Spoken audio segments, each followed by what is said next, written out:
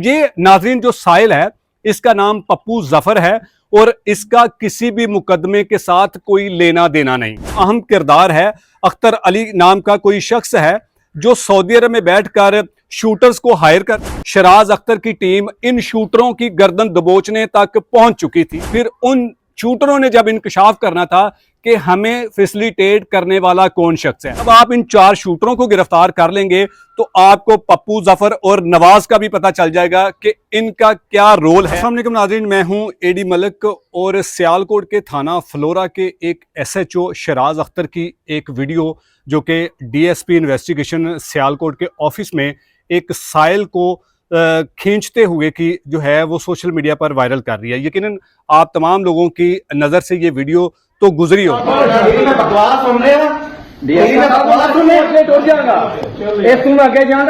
लगेगा।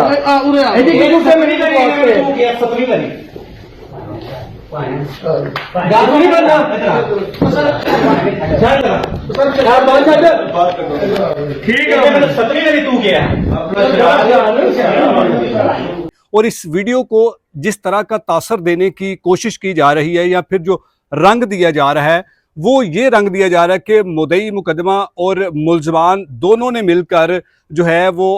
अपने किसी मुकदमे में जो तफ्तीश है वो दुरुस्त सिमत जो है वो नहीं की जा रही, तो उसके खिलाफ जो है वो दरख्वास्त दी जाती है। और दरख्वास्त गुजार जब DSP इन्वेस्टिगेशन सियालकोट के ऑफिस में पहुंचते हैं जहां पर शराज अख्तर जो SHO फ्लोरा जो कि अब साबिक SHO बन चुके हैं वो और दीगर पुलिस अफसरान वहां पर मौजूद होते हैं। अब इस वीडियो की एक तस्वीर तो आपने देख ली कि किस तरह से सोशल मीडिया पर एक अजीब किस्म का रंग देकर इस वीडियो को वायरल किया जा रहा है। और इस वीडियो के अंदर जो नजर आने वाला एक साहिल है वो कौन है, क्या वो किसी मुकदमे का मुद्दई है या फिर किसी मुकदमे का वो मुल्जिम है। लेकिन आज इस वीडियो में मैं आपको इस वीडियो का जो ये सोशल मीडिया पर गर्दिश कर रही है कि पुलिस के एक इंस्पेक्टर SHO ने साहिल को तमाम अफसरान के सामने जो है वो उस पर हमलावर हो गया। आप अगर इस वीडियो को गौर से सुनेंगे तो इस वीडियो में जो SHO शराज अख्तर साबिक थाना फ्लोरा के थे वो उस वीडियो में उसको बार बार कह रहा है कि ये तू करके बुला रहा है। और अगर आप इस वीडियो को कान के साथ लगाकर या हैंड फ्री का इस्तेमाल करके सुनेंगे तो यकीनन आप ये सोचने पर मजबूर हो जाएंगे कि ये वीडियो जो एक आधे मिनट की वीडियो एक सोची समझी साजिश के तहत SHO के खिलाफ बनाई गई और इस वीडियो को बनाने वाला कौन शख्स है और इस वीडियो में नजर आने वाला जो साहिल है वो कौन है। इन दो जो साहिल हैं जो इस कमरा में मौजूद थे DSP की मौजूदगी में, इन्होंने पहले तो एक गैर कानूनी काम किया कि किसी भी इस तरह की जो मीटिंग या इस तरह की जो इंक्वायरी होती है उसको खुफिया तरीके से रिकॉर्ड किया जाए। तो ये सबसे पहले तो एक पुलिस को ये सोचना होगा कि इस तरह के जो लोग जो ब्लैकमेलर माफिया होता है जो मुल्ज़मान की सहूलत कारी करते हैं वो किस तरह से पुलिस को ब्लैकमेल करते हैं। क्राइम फाइटर जो पुलिस अफसरान होते हैं उनको उनके ओहदों से किस तरह से ब्लैकमेल करके उनको मुअत्तल करवाया जाता है या फिर उनके खिलाफ जो है वो मुख्तलिफ किस्म की जो है वो झूठी दरखास्तें दी जाती हैं। आपने वो एक तस्वीर तो देख ली, लेकिन आज इस वीडियो में मैं आपको मुकम्मल तस्दीक करने के बाद आपको ये बताऊंगा कि असल मामला है क्या। अब नाज़रीन किराम बात करते हैं इस साहिल की जिसको SHO शराज अख्तर अपने हाथ से उसका बाजू पकड़ रहे हैं कि अब रुको, ये मुझे 7 मरतबा तू करके पुकार रहा है। तो जब सीनियर अफसरान के सामने एक इलाके के जो SHO हैं उसको तू करके एक बार नहीं 2 बार नहीं बल्कि कई बार जब उसकी तौहीन की जाएगी, जब इखलाकियात का कोई दर्स नहीं होगा इनको और ना इनको कोई अकल होगी कि किसी मीटिंग में जाकर अफसरान के साथ किस तरह से बात की जाती है। तो ये नाज़रीन जो साहिल है इसका नाम पप्पू जफर है और इसका किसी भी मुकदमे के साथ कोई लेना देना नहीं है। अब मैं आपको बताता हूं कि वीडियो बनाने वाला शख्स जो इस साहिल पप्पू जफर के साथ आया था उसका नाम नवाज है, जिसने प्री प्लानिंग के तहत सोची समझी साजिश के तहत मोबाइल को ऑन रिकॉर्ड रखा और उसका कैमरा ऑन रखा। और ये वीडियो सिर्फ 30 सेकंड की नहीं है, बल्कि ये जब इस कमरे में दाखिल हुए थे तब से ही इनका मोबाइल जो था वो रिकॉर्डिंग पर था, लेकिन किसी भी जो पुलिस अफसर ने इन पर तवज्जो नहीं दी कि ये आखिरकार यहाँ पर एक झूठी दरख्वास्त को लेकर आके असल में करना क्या चाहते हैं। नाज़रीन, मैं आपको इस मामले की जो तह तक लेके जाने की कोशिश करूंगा और आपको ये सबूतों के साथ मैं बताऊंगा कि असल में इस मामले के पीछे जो हकीकत वो क्या है। ये 324 का मामला था और ये 324 स्टार्ट होती है 2023 से, जब सबसे पहले मुकदमा दर्ज होता है 570/23। ये 2023 में ये 3/4/2023 को मुकदमा दर्ज होता है और इसके मुद्दई हैं मोहम्मद आसिफ।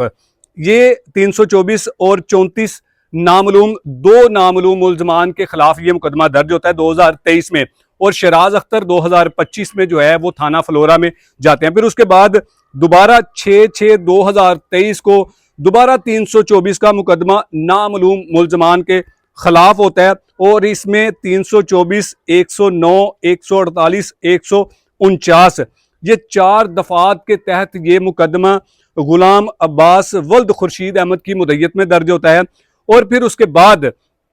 1 जून 2025 को ये मुकदमा 498/25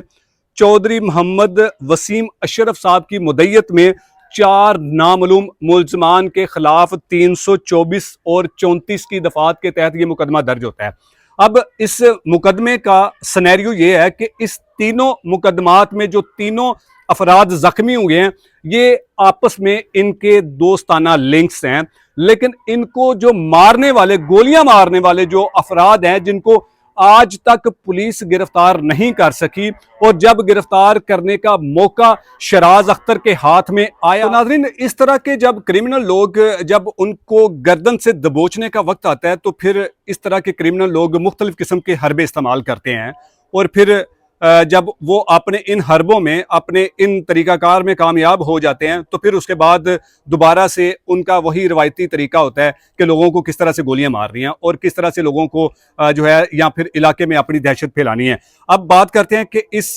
जो शख्स जो साइल बनकर इस इंक्वायरी में आया, जिसका नाम पप्पू जफर है, इससे पहले जब ये मुकदमा 498/25 जब ये मुकदमा दर्ज होता है और इस मुकदमे की जब शिफाफ किस्म की इन्वेस्टिगेशन की जाती है, और चूंकि मैं समझता हूं कि शराज अख्तर जैसे जो ज़बरदस्त और दबंग किस्म के क्राइम फाइटर जब ऑफिसर इस तरह के इलाकों में, इस तरह के थानों में जब जाते हैं तो फिर वहां पर इस तरह के क्रिमिनल जो लोग हैं ना, वो खुद को या तो वहां से भाग जाते हैं वहां से, या फिर वो इस तरह के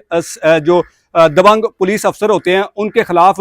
मुख्तलिफ किस्म से हरबे इस्तेमाल करना शुरू हो जाते हैं। अब 498 की जो मैं आपको थोड़ी सी इसकी बैकग्राउंड बता दूं कि इंटेरोगेशन क्या हुई और इसमें कितने मुल्जमान को जो है वो पुलिस ने गिरफ्तार किया। इसमें नाज़रीन एक बड़ा अहम किरदार है। अख्तर अली नाम का कोई शख्स है जो सऊदी अरब में बैठकर शूटर्स को हायर करता है, वहां से पैसे पहुंचाता है, और फिर इसी मुकदमे में शराज अख्तर की टीम ने जबरदस्त कार्रवाई करते हुए इस अख्तर अली के एक सगे भाई को, जिसका नाम असगर उर्फ काला है, उसको गिरफ्तार किया। जब उसको गिरफ्तार कर लिया, उसको चलान करके जेल भिजवा दिया। अब जब असल ये जो 2 मोटरसाइकिलों पर सवार 4 मुल्जमान थे जिन्होंने इजाज नामी किसी शख्स को गोलियां मारकर उसको जख्मी किया, और फिर उसकी जख्मी होने का 324 का ये मुकदमा 498 वटा, जो कि आप स्क्रीन पर ये तीनों मुकदमे देख भी रहे हैं कि ये दर्ज होता है। अब इस गिरफ्तारी के बाद जब शराज अख्तर ने इंटेरोगेशन की तो इन्हें पता चला कि ये जो शूटर हैं,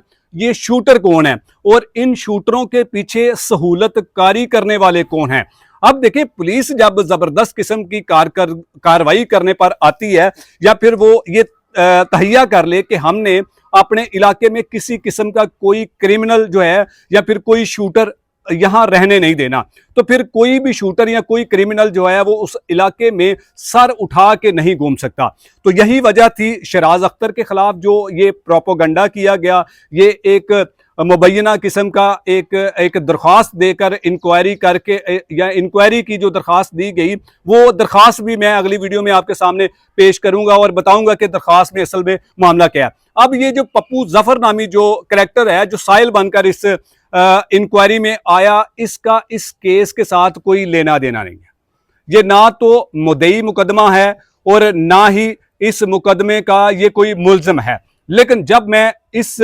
का किरदार आपको बताऊंगा तो यकीन करें कि मैं अपने देखने वाले तमाम पुलिस अफसरान से, बिलखुसूस आईजी पंजाब से और डीपीओ फैसल शहजाद सियालकोट साहब से मैं गुजारिश करूंगा कि आप फिलफौर इन लोगों के खिलाफ कार्रवाई करें, जिन लोगों के खिलाफ कार्रवाई के लिए शराज अख्तर की टीम इन शूटरों की गर्दन दबोचने तक पहुंच चुकी थी। अगर इस मामले को जो हाईलाइट किया गया, फिर शराज अख्तर की मौतली हुई, अगर शराज अख्तर की मौतली ना होती तो यकीनन उस रात को शराज अख्तर ने वो चारों शूटर्स उनको गिरफ्तार करके हवालात में बंद करना था और फिर उन शूटरों ने जब इंकशाफ करना था कि हमें फैसिलिटेट करने वाला कौन शख्स है, तो फिर जब उन्होंने नाम लेना था पप्पू जफर का, तो फिर सोचें ये जो साहिल बनकर एक पुलिस अफसर को तू करके बुला रहा था, जब आपको कोई तू करके बुलाएगा, एक बार आप इग्नोर करेंगे, 2 बार करेंगे, 3 बार करेंगे,